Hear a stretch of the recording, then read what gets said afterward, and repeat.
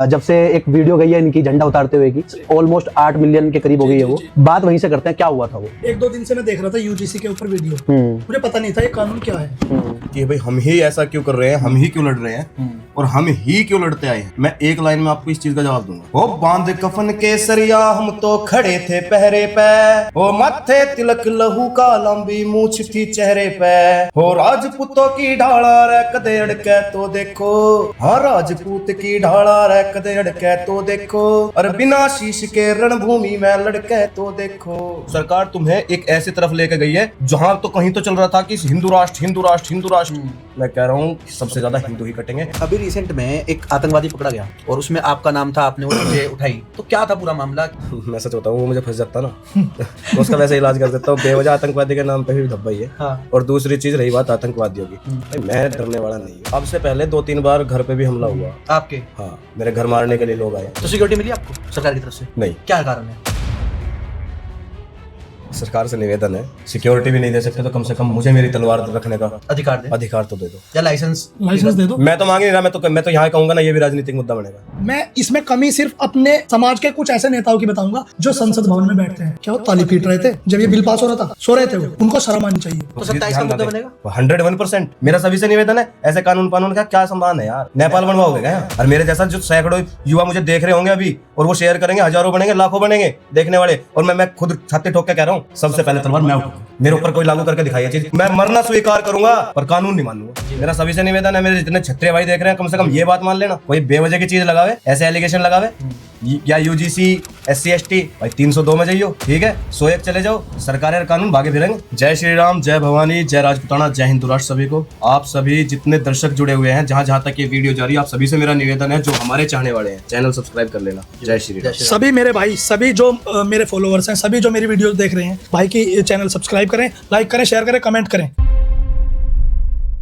नमस्कार दोस्तों, आज हम आए हैं भाइयों के पास, जो इस एक बिल आया है, काला कानून आया है, उसके खिलाफ काफी कुछ चल रहा है। इस बारे में आज बात करेंगे, और भाई के ऊपर किस तरीके से एक आतंकवादी पकड़ा गया है, किस तरीके से वो उसकी प्लानिंग थी, क्या था, उसके ऊपर बात करेंगे। सबसे पहले बहुत बहुत स्वागत है आपका भाइयों। जय श्री राम। जय श्री राम भाई। जितने भी लोग देख रहे हैं, आप सभी को भी जय श्री राम। आपका ये हमारे विक्रांत भाई हैं, आप सबने इनको देखा होगा, इनके गाने सुने होंगे। और हमारे राजवर्धन भाई हैं, ये भी काफी दिनों से फेमस है। जब से एक वीडियो गई है इनकी झंडा उतारते हुए की, ऑलमोस्ट 8 मिलियन के करीब हो गई है वो। बात वहीं से करते हैं, क्या हुआ था वो। जी ऐसा था कि 1-2 दिन से मैं देख रहा था यूजीसी के ऊपर वीडियो, मुझे पता नहीं था ये कानून क्या है। लेकिन मैंने जब थोड़ा सा पढ़ा इसको लेके, तो मेरे दिमाग में लग गई आग। मगर यार हम जनरल वाले कहाँ जाके मर जाएं। ये क्या कर दिया सरकार ने, ये इक्वालिटी हो रही है, ये क्या हो रहा है, ये दंगा भड़काने वाली चीज हो रही है, एकता वाली बात तो हो नहीं रही कहीं से कहीं तक भी। तो इस वजह से फिर मैंने ये वीडियो बनाई। मैंने दिमाग से सोच लिया, भारतीय जनता पार्टी का झंडा हम अपनी गाड़ी पर लगा लेंगे ना, हम भारतीय जनता पार्टी को सपोर्ट करने वाले अगर ये कानून ऐसे ही रहा तो। अच्छा, तो आप एक कार्यकर्ता थे जी। कब से लगे हुए थे आप भारतीय जनता पार्टी के पास, मतलब साथ? मैं तो नहीं, हमारे पिताजी जो है इसमें सम्मिलित रहते थे। हैं। अच्छा। जी जी, हमारे पिताजी रहते हैं, उन्हीं की गाड़ी पे झंडा था। मैं तो लगाता भी नहीं जी अपनी गाड़ी अच्छा। पे पार्टी का झंडा। तो आपने वो उतार दिया? मैंने उतार दिया, मैंने किसी से भी नहीं पूछा। मैं कहा इसको उतार के फेंकते हैं, एक वीडियो बनाते हैं, ये आगे तक जानी चाहिए। ये कोई तरीका थोड़ी ना होता है कि एक समाज को नीचे गिरा दो दूसरे समाज का विरोध करने के लिए। राजपूती हैं जो इसमें भी दिख रहे हैं कि इसका विरोध कर रहे हैं। जी, राजपूत ही हैं। नहीं, ऐसा नहीं है जी, कुछ हमारे ब्राह्मण भाई भी हैं, कुछ ऐसे भी हैं जो हमारे जाट भाई हैं, जिन्हें सही और गलत की सही समझ है, और जिन्हें समझ नहीं है वो अपना फायदा देखते हुए शांत बैठे हुए। उनको पता है OBC का भी फायदा है, SC ST का भी फायदा है, लेकिन जिनको सही और गलत में अंतर पता है वो हमारे साथ बिल्कुल खड़े हुए हैं। देखिए, इसमें ऐसा है जी भाई, मैं आपको ये चीज कि भाई हम ही ऐसा क्यों कर रहे हैं, हम ही क्यों लड़ रहे हैं और हम ही क्यों लड़ते आए हैं, मैं एक लाइन में आपको इस चीज का जवाब दूंगा। जी भाई। हो बांध कफन के सरिया हम तो खड़े थे पहरे पे, ओ माथे तिलक लहू का लंबी मूछ थी चेहरे पे, हो राजपूतों की ढाला रे कदे अड़के तो देखो, हाँ राजपूत की ढाला रे कदे अड़के तो देखो, और बिना शीश के रणभूमि में लड़के तो देखो। क्योंकि इसमें एक चीज बताता हूं मैं, हमारे पुरखों ने कब से ये चीजें शुरू की हैं और हम क्यों कर रहे हैं, मैं बताता हूँ। हमारे अंदर जो ये कीड़ा है, ये हमारे पुरखों की देन है, ये हमारे ब्लड में है। क्योंकि जब भारत माँ पे कहर पड़ा मुगलों के अत्याचारों का, सब घर में डर के बैठे हमने करया चैन तलवारों का। तो हम तो शुरू से लड़ते हैं जी भाई। तो हमारा तो बनता भी है, और हम इसमें अपनी वीरता मानते हैं और अपना सौभाग्य भी मानते हैं। अगर धर्म के लिए, सनातन के लिए अभी एक चलाते हैं कि जिहादियों का कुछ रहता है कि सर तन से जुदा कर देंगे, है ना। तो मैं आपको एक चीज बताता हूँ कि ये वो तन है जिसका शीश कटता है और धड़ लड़ता है। आज भी हमारी रगों में वही खून है, हम बिना शीश के भी लड़ना जानते हैं। आप एक बार तन छोड़ के तो देखो, सर तन से जुदा करके तो देखो एक बार। बाकी मैं आपको ये बता रहा हूँ, जो लोग आज फायदा सोच रहे हैं कि इस काले कानून से आप लोगों का फायदा है, ये मैं बिल्कुल, आप लिख के ले लो मेरे से कि कल सबसे ज्यादा नुकसान वही लोग भोगेंगे। वो कैसे? मैं बताता हूँ जी। देखिए, सरकारें क्या करती हैं, सरकारें देखती हैं वोट बैंक, बिल्कुल सरकारें देखती हैं प्रॉफिट। बिल्कुल। यहाँ आज के समय में कितने मेरे भाई ऐसे होंगे जो राजनेता बनने की होड़ में लगे हुए हैं। क्या भारत माता की सेवा करना चाहते हैं? बस राजनीति करना चाह रहे हैं, उसलिए लगे। मैं बताता हूँ राजनीति भी कैसे करना चाह रहे हैं, सोशल मीडिया पे हवाबाजी के लिए। ठीक है, अभी नुकसान होगा कैसे मुझे पता नहीं है काले कानून के बारे में, पर मैं गया आंदोलन में। ठीक है, आपने बहुत सारी वीडियोस ऐसी देखी होंगी, मांगे क्या है, मांगे नहीं पता, मांगे नहीं पता। अब जिन लोगों को ये नहीं पता कि तुम्हें तो लग रहा है कि स्वर्ण समाज को अब ठीक कटेगा, अरे भाई, आज जिसे काटने की कोशिश कर रहे हो, आप जिस भारत में रह रहे हो, उन्हीं स्वर्ण जाति, जो स्वर्ण के अंदर जो जातियां आती हैं, ये भारत कहीं ना कहीं उन्हीं की पुरखों की देन है कि आज ये भारत है। नहीं तो आप पाकिस्तान में ना होते। सही बात है। आप जो शान से मंदिर जाते हैं, पहली बात तो जो लोग विरोध कर रहे हैं वो मंदिर जाते ही नहीं, उन्होंने तो मूर्ति का खंडन शुरू कर दिया, मूर्ति पूजन का विरोध शुरू कर दिया। तो ये आपको कहाँ लेके जा रहा है? ये आपको लेके जा रहा है फिलिस्तीन की साइड। ठीक है, और मैं उनसे भी कहना चाहूंगा जो आज से 5 साल पहले से अब खुद को क्षत्रिय बता रहे थे, खुद गाने पर रील बनाते थे कि मुगलों की छाती पर चढ़ गए, 1.25 लाख तक कल्ले लड़ गए। अब खुद को क्षत्रिय बताते थे कि हमारे पुरखों ने ये काम करा। जैसे ही कानून पास हुआ वो एकदम शांत हो गए, आरक्षित बन गए। क्योंकि उनका नाम नहीं है। मैं कह रहा हूँ वो आरक्षित बन गए, जो क्षत्रिय बता रहे थे, जो कह रहे थे कि मीर भोज जी के वंशज हैं हम, वो आरक्षित हो गए। वो जय भीम के नारे लगाना शुरू कर दिए। और जय भीम से हमें क्या दिक्कत ही तुम्हें होगी, क्योंकि जहां तुम भाईचारा बना रहे हो, सबसे पहले उन भाइयों को ही तो काटती है वो कौम। उनका तो इतिहास रहा है, उन्होंने तो सदा पीठ पे वार की है। सही बात। इस कानून की यही बात सबसे बढ़िया लगी कि इस कानून ने ये प्रूफ कर दिया है कि क्षत्रिय ही वो लोग हैं जो सही और गलत के लिए लड़ सकते हैं। बाकी सारी की सारी जो सरकार ने, और नुकसान उन लोगों का है जो ओबीसी और SC ST वाले हैं, क्योंकि सरकार ने उनको खुलेआम कमजोर बता दिया है ये कानून लगा के। एक सवाल हो रहा है वहीं पर कि ये जो कानून है जी, इससे कुछ लोगों का कहना है कि ये कानून से हमें एक तरीके से हमें हक मिलेगा, जो हमारे ऊपर शोषण होता हो रहा है इतने सालों से, तो वो शोषण स्कूलों में, कॉलेजेस में नहीं होगा, इसलिए कानून इंपॉर्टेंट है। क्या कहना चाहते हो आप? मैं कह रहा हूं, आप बताओ पहले। कहाँ हुआ शोषण? भीमराव अंबेडकर जी को पढ़ाया किसने? शोषण करा था क्या हमने? या बस अमरेशपुरी की फिल्म देख ली तो ठाकुर सारे के सारे एक से हो गए? आप तथ्यों पे जाओ ना, बॉलीवुड पे क्यों जा रहे हो जी? भीमराव अंबेडकर जी को पढ़ाने के लिए, शिक्षा के लिए पैसा किसने दिया था? आप वो चीजें क्यों नहीं देखते?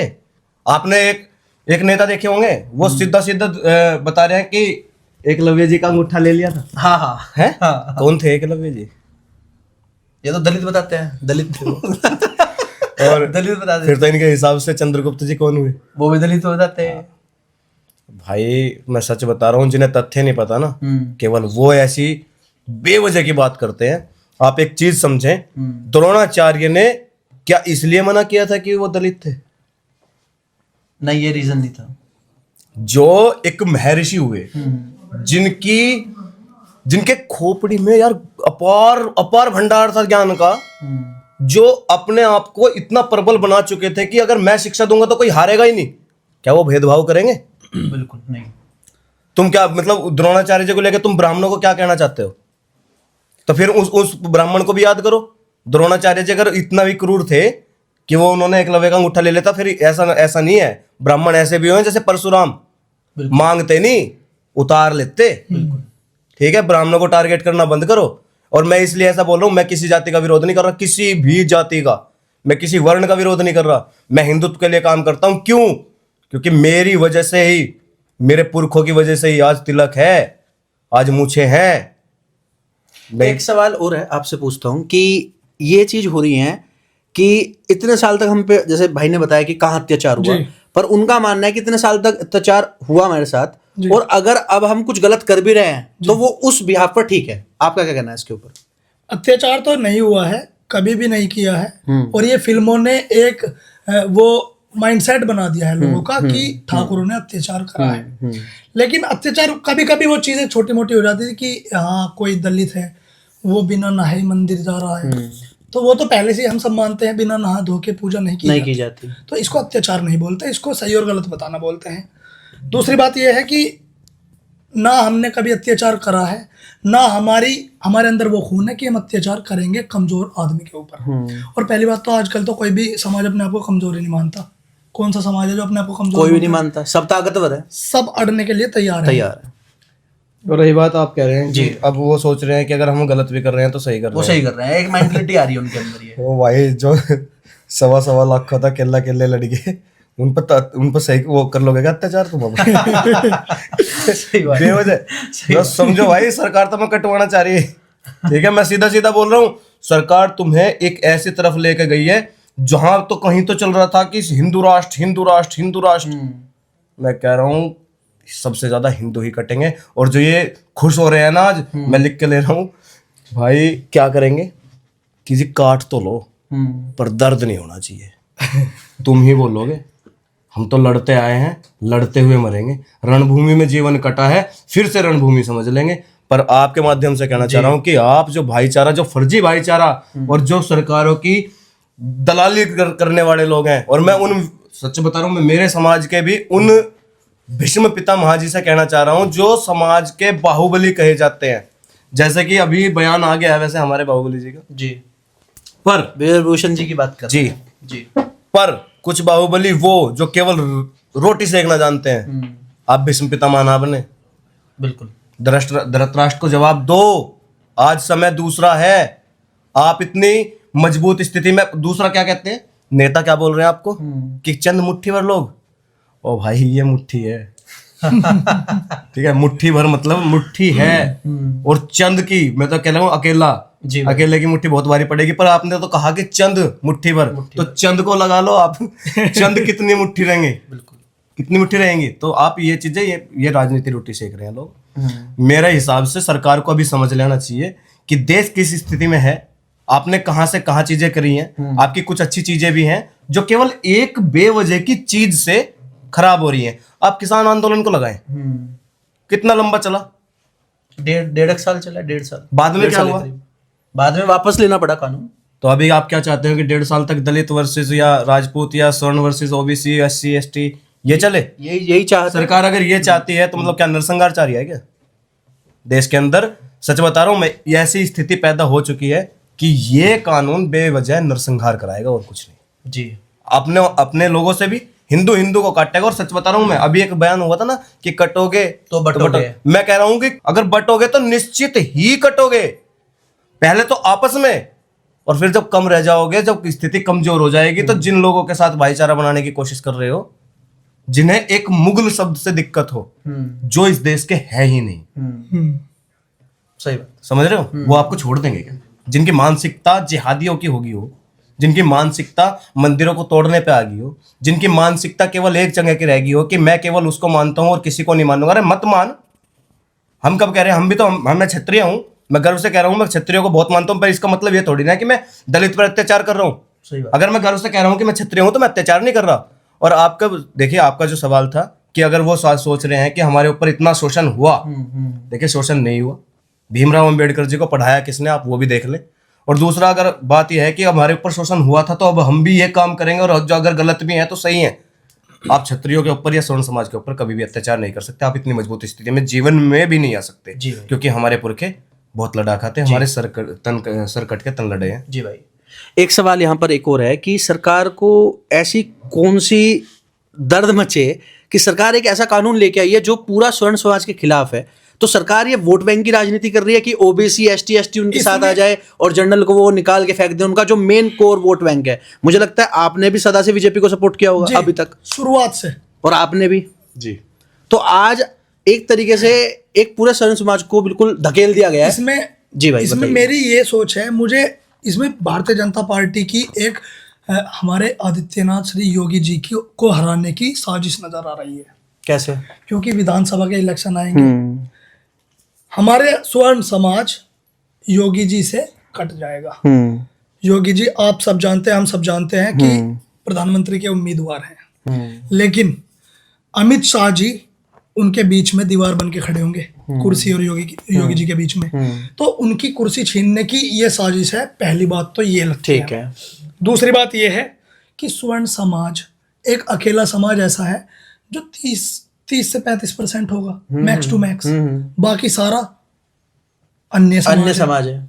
तो उनमें इसमें उनको लग रहा है कि वोट का भी ऐसा कुछ खास असर नहीं आएगा। उन्होंने लग रहा है कि कुछ फर्क नहीं पड़ेगा, इनके पड़ेगा। साथ तो हम कितना भी गलत कर दें, ये तो फिर भी हमारे साथ है। ये हमारे साथ है, और हमारे तो दादा परदादा भारतीय जनता को सपोर्ट करते आए हैं बिना किसी उसके। सबसे ज्यादा मुसलमानों के घर भी मिले हैं, सबसे ज्यादा राशन मुसलमानों को दिया है भारतीय जनता पार्टी में। फिर भी हमारा खुद का व्यापार था, हमारे खुद के व्यापार में इतना नुकसान हुआ है भारतीय जनता पार्टी के कुछ कानूनों की वजह से। हमारा खुद का जैसे जीएसटी वगैरह हो गए, बिल वगैरह, हमारा ट्रांसपोर्ट का बहुत लंबा चौड़ा व्यापार था। अच्छा, 74-75 हमारी ट्रकें थे, और वो घट के हम इतना 12-13 करोड़ का नुकसान है।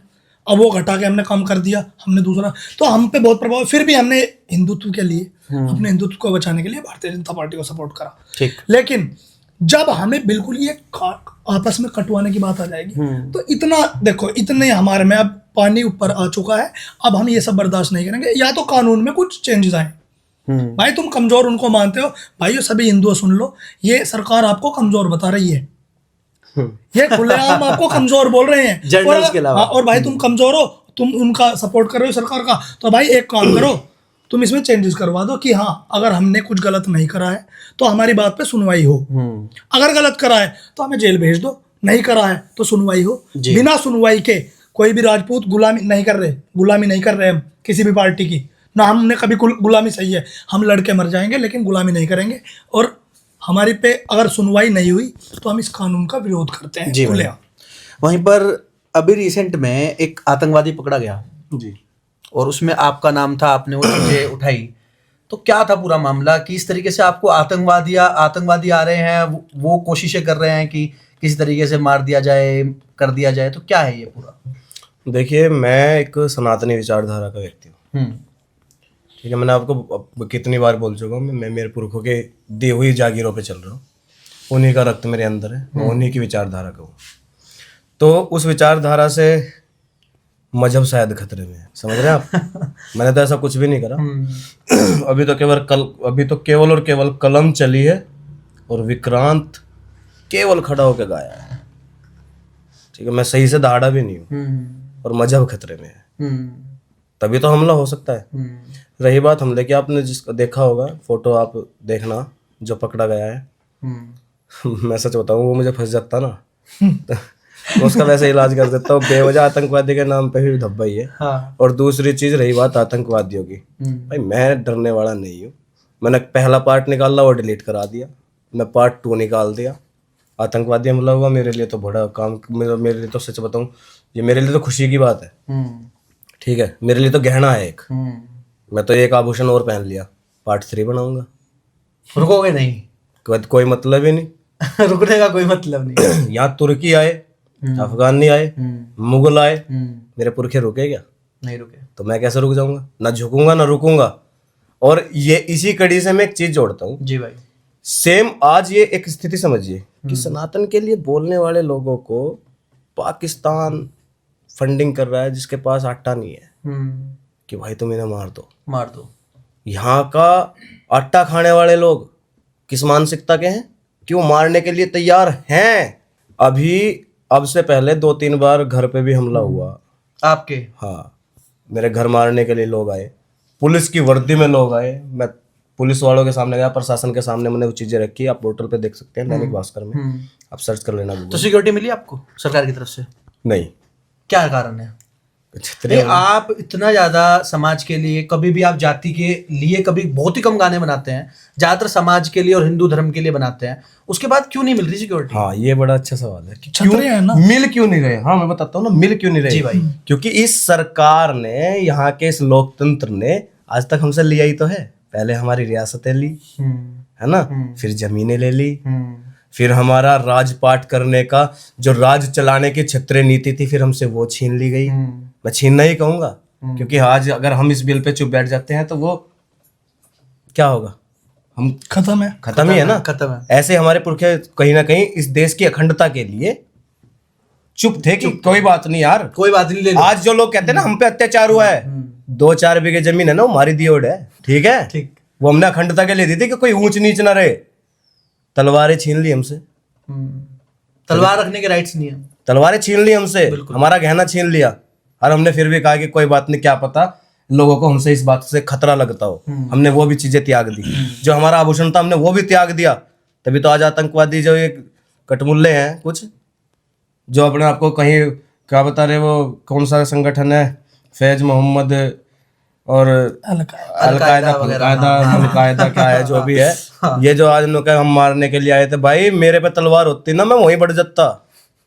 तो सरकारों ने हमसे लिया ही लिया है, दिया कुछ नहीं है ना, आज तक कुछ नहीं दिया। और रही बात, मैं तो प्रशासन के सामने अपना पक्ष रखने गया कि जी मुझे मारने के लिए लोग आए थे, ये बात मुझे प्रशासन ने ही बताई। सरना थाने से ही मुझे फोन आया, मेरे थाने से, कि आपके घर जो आप चाय पी के गए हैं, उन्होंने आपकी घर की लोकेशन शेयर की है और आपको मारने के लिए, और 8 लाख रुपए कैश बरामद हुआ है, उन 4 लोगों को जेल भी भेजा गया। तो मैंने तो नहीं जाके कहीं कहा कि भाई साहब वो मुझे मारेंगे।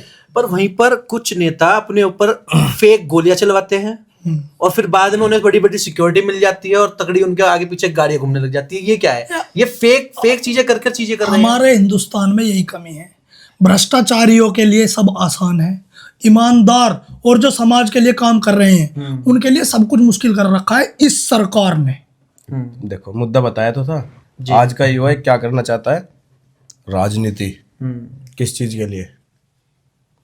अपने खुद के लिए, सोशल मीडिया के लिए करना चाहता है ना, टोराबाजी। जो लोग सच में ही समाज, धर्म और महापुरुषों के नाम पर जेल काट के अपने घर वालों को परेशान करते हैं, मुकदमे झेलते हैं, समाज में गंदी नजर से जिनको देखा जाता हो, अरे बेंचो फिर नहीं, लोगों का कहना गांव में, जिन्होंने यही नहीं देखा कि अरे पुरखे तो हमारे चले गए ना, पंचतत्व में विलीन है ना वो तो, जिनके अगर उन पुरखों के लिए कोई जेल जा रहा है हमारा भाई, तो उन लोगों को राजनेता बनाओ ना। बेवजह किसी को भी, समाज को ये पहचानना पड़ेगा कि किसका जूते मारने किसका माड़ा गिरनी, ठीक है। और सच बता रहा हूँ, स्वर्ण समाज में भी मैं अपनी कास्ट को कह रहा हूँ, मेरे समाज को कह रहा हूँ, मैं क्षत्रिय को कह रहा हूँ, भाई पहचान लो किसे जूते मारने और किसका माड़ा गिरनी। क्योंकि अगर सच बताऊं, कुछ फेक होता है, कुछ सच भी होता है, और कुछ सच को फेक दिखाने के लिए पता नहीं अनेकों षड्यंत्र भी हैं करे जाते हैं, ठीक है। हमारे भाई हैं यहाँ से ही, अभी देखा होगा कुछ 2 नेताओं में टकराव देखा हो सरदना विधानसभा में, देखा, ठीक है। मैं मेरे भाई की बात करूंगा, दूसरे आदमी की मुझे बात ही नहीं करनी, मैं मेरे भाई की बात करूंगा। और ना मैं यहाँ सनातन नहीं तोड़ रहा, मैं क्लियर सुन लो जी भाई, क्योंकि आप एक पक्ष रख के देख लेना, दोनों की फोटो डाल के देख लेना कि सनातन के लिए कौन कितना अग्रसर है। एक व्यक्ति बोलता है कि मुसलमान मेरे भाई हैं, और दूसरा व्यक्ति बोल रहा है कि मुझे एक भी जिहादी की वोट नहीं चाहिए, एक भी जिहादी की। तो मैं कैसे मान लूं भाई उस पर हमले नहीं हुए होंगे?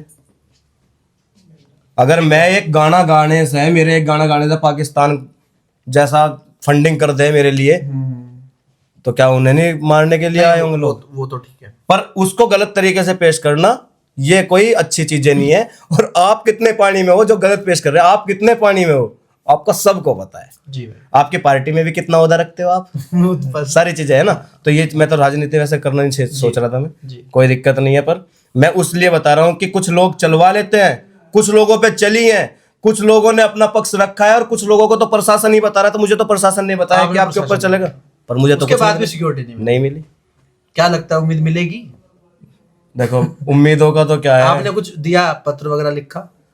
मेरी पोर्टल पे एसएसपी को, सीओ को, सबको लिख दिया? सबको मैं देख आया हूँ, लिख दिया नहीं, मैं गया हूँ एसएसपी ऑफिस भी गया हूँ मैं। कुछ नहीं हुआ? 3 साल हो गए हैं अब। ठीक है, और अब तो आतंकवादी रिसेंट में पकड़ा गया है। कोई मतलब नहीं है, कोई बात भी नहीं करेगा। ज्यादा बड़ी सिक्योरिटी नहीं, 2-4 तो दो, कुछ तो दो गनमैन दे दो। सरकार से निवेदन है, सिक्योरिटी भी नहीं दे सकते तो कम से कम मुझे मेरी तलवार रखने का अधिकार दे, अधिकार तो दे दो, या लाइसेंस दे दो। मैं तो मांग ही नहीं रहा, मैं तो यहाँ कहूंगा ना, ये भी राजनीतिक मुद्दा बनेगा। अगर लाइसेंस वाली गन मान ली वो भी राजनीतिक मुद्दा। मैं तो कह रहा हूँ कि मेरा तो जो गहना था, मेरी तो तलवार मुझे वापस दे दो। जिसका अगर मुझे सरकार सुरक्षा भी नहीं दे रही तो मेरी तलवार वापस दे दो भाई, जो मुझसे छीनी गई। लास्ट 2 सवाल भाई, 2027 का मुद्दा बनेगा ये या नहीं बनेगा? क्लियर, क्योंकि योगी जी वाला चुनाव है, आप यूजीसी वाला क्या बनेगा? क्योंकि योगी जी ने इसके ऊपर अब तक कुछ बोला नहीं है, ना वो विरोध में है ना पक्ष में। हम बता रहे हैं योगी जी नहीं बोल पाएंगे, क्योंकि योगी जी के ऊपर पहले से ही इतना प्रेशर है, केंद्र सरकार ने उनको बिल्कुल दबा के रखा है। अमित शाह जी, जिनको सपोर्ट खुल के किया था राजनाथ सिंह ने, राजनाथ सिंह को नीचे गिराकर अमित शाह जी खुद ऊपर आ गए। बिल्कुल, ये हम सब जानते हैं। और मैं इसमें कमी सिर्फ अपने समाज के कुछ ऐसे नेताओं की बताऊंगा जो संसद भवन में बैठते हैं। क्या वो ताली पीट रहे थे जब ये बिल पास हो रहा था? सो रहे थे वो। उनको शर्म आनी चाहिए। और ये इतना ही पेड़ खत्म नहीं होता, मैं साफ साफ कहूँ जी भाई। अगर ये लगता है किसी को कि योगी जी को इस तरीके से गिरा दिया जाएगा, तो आप पार्टी के बंधे हुए गुलाम हो। ठीक है, योगी के सम्मान में हर हिंदू मैदान में। ठीक है, आप जिनके लिए बिल पास कर रहे हो, आज नहीं तो कल आना वहीं पड़ेगा जहां से जान बचेगी। और केवल योगी जी इस देश में ऐसे हैं कि आप लोगों को उनकट मूल्य और जिहादियों से बचा सकते हैं। सच बता रहा हूँ। तो 27 का मुद्दा बनेगा 101%। तो अगर भाजपा ये बिल रिकॉल नहीं करती, इस पे कुछ कानून जो हैं उसको सुधारती नहीं, तो 27 में वोट नहीं देंगे सन समाज? आपका क्या मत है? नहीं देंगे? नहीं दूंगा। मैं इस पे एक चीज बताना चाहता हूँ कि केंद्र सरकार को मैं इतनी बात बताना चाहता हूँ कि इस कानून का दुष्प्रयोग सामने आ चुका है। दिल्ली के सभासद है, उनकी बेटी को प्रपोज करता है एक दलित समाज का लड़का। ठीक, वो मना कर देती है। उसके मना करने पे वो बोलता है कि तुझे मैं बताता हूँ इसका अंजाम क्या होगा। वो इस एक्ट के थ्रू उसकी FIR मुकदमा करता है। उस लड़की का बाप, जिसकी कोई गलती नहीं, जिसकी बेटी की कोई गलती नहीं, वो झुकने पे मजबूर हुआ। 50,000 रुपए दे के अपनी बेटी की इज्जत बचाई है उसने, अपने घर की इज्जत बचाई है। तो अब उसके साथ इंसाफ क्या मोदी जी कहाँ? अब कैसे हुआ? नहीं, इसमें गलती अपनी है। जी भाई, कैसे? इसमें गलती आप टूट गए ना, आप तो झुकते ही आ रहे हो ना। मैंने कहा तो मेरी रियासतें ली, जमीन ली, फिर मेरा गहना भी ले लिया, तलवारें भी ले ली। क्षत्रिय को अधिकार था कि वो किस तरीके से क्या करेगा, वो अधिकार आपने ले लिया और आप देते चले गए। जी भाई, ठीक है, स्वर्ण समाज की एक कमजोरी रही है। मेरा सभी से निवेदन है, ऐसे कानून का क्या संभान है यार? नेपाल बनवाओगे क्या यहाँ? और मेरे जैसा जो सैकड़ों युवा मुझे देख रहे होंगे अभी, और वो शेयर करेंगे, हजारों बनेंगे, लाखों बनेंगे देखने वाले। और मैं खुद छाती ठोक के कह रहा हूँ, सबसे पहले तलवार मैं उठाऊंगा। मेरे ऊपर कोई लागू करके दिखाई ये चीज, मैं मरना स्वीकार करूंगा, पर कानून नहीं मानूंगा। ये चीज कराना चाहती हो सरकार तो ये कानून एक तरीके से क्राइम भी क्रिएट करेगा, क्योंकि जो स्टूडेंट जेल में जाएगा, जब वो छुट के आएगा तो उसको तो दिमाग में यही चलेगा कि मेरे पे झूठा आरोप लगाया। तो ये तो भाई बिल्कुल बात सही बोल रहे हैं। ये तो क्राइम भी क्रिएट करेगा, क्राइम रेट बढ़ेगा, बदले की भावना आएंगी। हम प्रॉपर बिलोंग करते हैं गांव से। जी भाई, और गांव में कहावत होती है कि मरता क्या नहीं करता। हाँ बिल्कुल है बिल्कुल। अगर मेरे परिवार पे, मेरे सगे संबंधी पे, खुद मेरे ऊपर कोई ऐसी चीज लगेगी जिसका कोई तथ्य ना हो, मैं मिनट नहीं लगाने का, सिर ताड़ दूंगा। एक लास्ट सवाल हो रहा है, ST एक्ट के ऊपर आपका क्या कहना है? जो ये एक्ट भी बहुत पहले से चलता आ रहा है और फेक एलिगेशंस काफी बार लगे हैं। अभी 20 साल एक व्यक्ति काट के आया, उसकी बड़ी स्टोरी चल रही है। आपका क्या मत है इसके ऊपर? काटने वालों की गलती है, मैंने बताया तो। कोई मेरे ऊपर बेवजह की चीज लाद देगा, 302 में जाऊंगा मैं। ST एक्ट पे अरे भाई, इससे अच्छी और सच बता रहा हूँ, मेरा सभी से निवेदन है, मेरे जितने क्षत्रिय भाई देख रहे हैं, कम से कम ये बात मान लेना, कोई बेवजह की चीज लगावे, ऐसे एलिगेशन लगावे, या UGC SC ST, भाई 302 में जाइयो। ठीक है, 101 चले जाओ, सरकारें और कानून भागे फिरेंगे, भागे बेवजह यार चक्कर में पड़ रहे, सबको काटने की आदत होगी। हम ही कहाँ, अरे काटो तो फिर दूसरी तरीके से काटो, जेल मत काटो, हाथ ही काट दो भाई, कब तक सहोगे।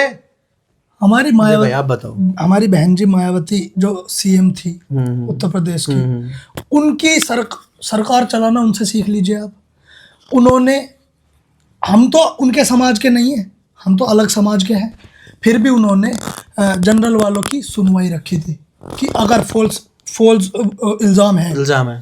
तो सुनवाई होगी, उसके बाद अगर गलत पाया गया तब सजा मिलेगी, गलत नहीं पाया गया तो उल्टी कार्रवाई दलित पे होगी। और इस सरकार ने बिल्कुल ही पलट दिया। भारतीय जनता पार्टी ने क्या किया, अगर फॉल्स निकली तो कोई वो नहीं होगी, दलित समाज के ऊपर कार्रवाई, और अगर गलत निकली, अगर हमने किया है कुछ, हमने उनको नीचा दिखाया है तो हमारे ऊपर कार्रवाई होनी ही होनी है। मतलब हमें कोई कुछ भी बोलता रहे, हम किसी को कुछ ना बोले, सीधी बात। देखिए सारी चीजों का सारे एक ही जगह खत्म होता है। जी भाई। आप इस चीज को एक स्वर्ण और SC ST इस चीजों में बांटोगे तो यहाँ केवल और केवल हिंदू बटेगा। ठीक है, मेरा आप सभी से निवेदन है कि ये मुद्दा अगर जल्दी से जल्दी सरकार खत्म नहीं करती तो यहाँ नेपाल बनने में सच में टाइम नहीं लगेगा। और सभी से एक निवेदन और भी है, मैं सनातनी हूँ जी भाई। क्योंकि मेरे पुरखों ने यहाँ सनातन की रक्षा की है। ठीक है, मैं वो व्यक्ति हूँ। अब मुझसे कोई कहे कि मैं किसी को बोलता हूँ क्या हाल है ठाकुर साहब, क्या हाल है शर्मा जी, जी भाई। है ना, क्या हाल है चौधरी साहब, अगर मैं ऐसा बोल रहा हूँ और वो उधर से मुझे मिले हैं बुद्धिजीवी लोग हैं कि जाति जाति करता रहता है, जातिवाद कर रहा है, मैं मेरे पुरखों को गा रहा हूँ।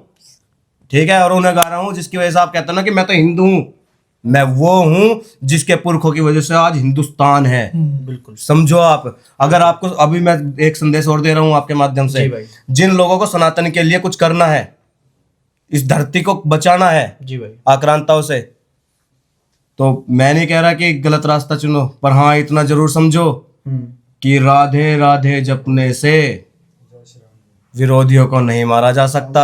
आपको तलवारें उठानी पड़ेंगी, राधा नाम से धर्म नहीं बचेगा, राधा नाम से धर्म नहीं बचेगा। राधा नाम से केवल आप धर्म की एक रास्ते पे चल सकते हो, आप गलत चीजें छोड़ सकते हो, आप मदिरा छोड़ सकते हो, आप मांस छोड़ सकते हो, पर तलवारें आपको फिर भी उठानी पड़ेंगी। जी भाई। सीधा संदेश आपके माध्यम से। लास्ट मैसेज आपकी साइड से क्या देना चाहते हैं सरकार को जो ऐसा काला कानून लेके आई है?